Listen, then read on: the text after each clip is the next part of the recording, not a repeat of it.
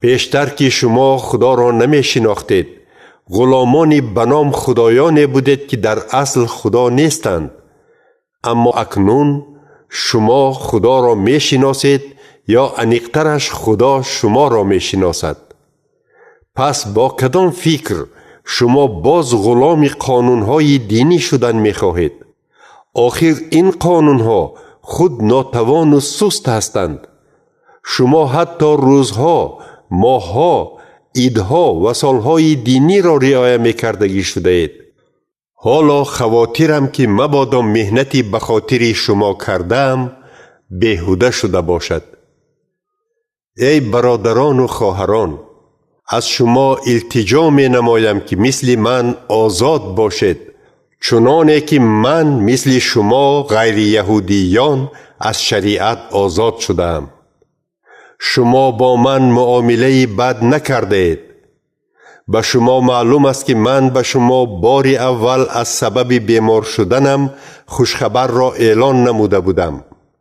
گرچند شما می توانستید از سبب بیماریم از من روی گردانید، ولی این کار را نکردید و به من خنک نظرانه رفتار نکردید. برعکس مرا گویا فرشته خدا یا خود عیسی مسیح باشم خوش قبول کردید.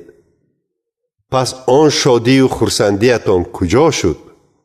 من انیق می دانم که شما تیار بودید که حتی چشمان خود را کنده گرفته برایم دهید. حالا چی شد؟ مگر به شما گپی راست را گفته دشمنتان شدم؟ آن معلمان بر دروغ کوشش و غیرت می کنند که دقت شما را به طرف خود جلب کنند، ولی این به فایده شما نیست، چون که نیتشان ما را از هم جدا کردن است تا که بعد شما تنها به آنها دقت دهید. کوشش و غیرت نشان دادن خوب است، ولی در صورتی که مقصد نیک باشد. این چنین نه فقط در حضور من بلکه باید همیشه نشان داده شود.